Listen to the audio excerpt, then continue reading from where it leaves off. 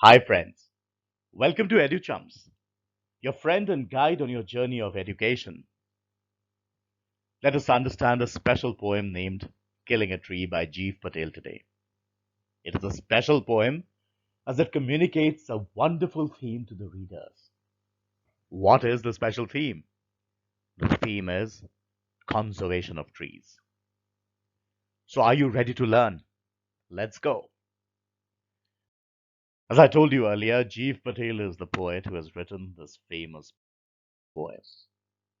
He's a multifaceted, multi-talented, and skilled person, as he is not just a poet. He's also a playwright, an artist, and hold your breath, he's also a doctor. Can you imagine how intelligent Gieve Patel really is? He was born in Mumbai and still lives there. Some of his poems are related to the human body, and that is obviously no surprise. In this poem, Gieve Patel does not tell people to stop cutting trees in a straightforward manner. Instead, he goes about it in a completely indirect manner. Let us read the poem first and then understand it stanza wise. It takes much time to kill a tree. Not a simple jab of the knife will do it. It has grown, slowly consuming the earth, rising out of it, feeding upon its crust, absorbing years of sunlight, air, water, and out of its leprous hide sprouting leaves. So hack and chop. But this alone won't do it. Not so much pain will do it. The bleeding bark will heal, and from close to the ground will rise curled green twigs, miniature boughs, which, if unchecked, will expand again to former size. No, the root is to be pulled out of the anchoring earth. It is to be roped, tied, and pulled out, snapped out, or pulled out entirely, out from the earth cave and the strength of the tree exposed, the source white and wet, the most sensitive hidden for years inside the earth. Then the matter of scorching and choking in sun and air, browning, hardening, twisting, withering, and then it is done. Now let us understand the meaning one stanza at a time. In the first stanza, the poet tells us that killing a tree is a time consuming task. It is not easy. Just a sudden rough blow of the knife will not be enough to kill a tree. A tree grows over a period of time by consuming the earth and slowly rising out of it. It grows by feeding upon its crust and absorbing years of sunlight, air, and water. So we can say that a tree grows as a result of a slow, natural process. Nature gives it nourishment, using the resources of sunlight, air, and water. The leprous hide of a tree refers to the dry and scaly bark of a tree.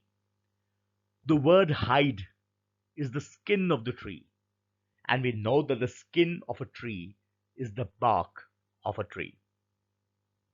The poet says that new leaves come out of this dry and scaly bark of a tree. Sprouting new leaves means the growth and production of new leaves. Now let us understand the poetic devices used in this poem. The term killing a tree shows the use of the poetic device of personification, which means assignment of a human quality or a human action to a non human entity. For example, if we say the sky is smiling, we are using personification because the sky is not a human being, so it can't actually smile. We're using the human action of smiling with the sky. This is why this is called personification. Poets use this type of language when they want us and they want to make us imagine things or they want to connect one thing with another. The word killing is normally used with humans, but the poet has used it with a tree. So this is the use of the poetic device of personification. The second poetic device we can see is enjambment. which is used in most verses. What is enjambment? It is the continuation of a sentence without a pause beyond the end of a line, a couplet, or a stanza. The third poetic device is irony, as the poet means to say the opposite of what he is saying. Irony refers to an unusual or unexpected part of a situation that seems strange or amusing. Now let us move to the second stanza. In this, the poet tells readers to cut the tree with heavy blows and try to chop it. But just doing that will not be enough to completely kill a tree. Just giving that much pain to the tree is not enough. We need to give it even more pain. Here, the poet is trying to sensitize readers to the fact that trees are living beings. They do feel pain when we mercilessly cut them down. To make us feel emotional, he uses personification again by using the term the bleeding bark and telling us that the bleeding bark will heal. And then from the ground, more new life will be born in the form of curled up small branches. These are like the mini forms of branches of trees. And these will grow into proper branches again. So the tree we had cut will regrow to its original or former size again. The cruel purpose of humans will not be achieved until we keep a check on this process of growth in nature. Our intention of completely killing a tree will not get realized if we only hack and chop a tree. Here we see the use of irony. The poet means to convey the exact opposite of what he is saying. He pretends to be guiding us about killing a tree, while he is actually making us feel guilty about being insensitive to a form of life on earth. In stanza 3, the poet tells us that we need to pull the root out, as that is the anchor of the tree. We need to use a rope and tie it around the earth so we can pull out the tree along with its deep roots from the depths of the earth.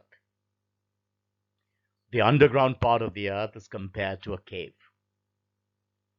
Then we shall be able to expose or reveal the actual strength of a tree. That is the source of the tree, and it is its most sensitive part. It remains hidden inside the earth for years and years. Our heart aches as we read these lines or listen to them, as they show how extremely unkind the act of killing a tree, along with its roots, really is. We commit a crime against nature which nurtures a tree when we do something like this. In the last stanza, the poet says that once the roots are uprooted, they will get exposed to the sun and the air. As a result, the roots start dying due to the heat. The roots become brown and the soft surface becomes hard and dry. After some time, it loses its shape and starts twisting. Finally, the tree will die. The poet speaks to people as if they are evil folks with a clear intention of killing a tree. He speaks to them as a guide and coaches them to completely eradicate the existence of a tree. He does this to make people aware about something they are used to doing without feeling. He shows them the reality of their evil intention, as they don't seem to be aware of it due to habit and herd mentality. In doing all this, the poet's purpose is to stop people from cutting trees for their own selfish gains. I'm sure you've understood the meaning of the poem, as well as the poetic devices used in it. Click like and subscribe if you think this Educhums video was useful for you. Till next time, it's ciao from Educhums.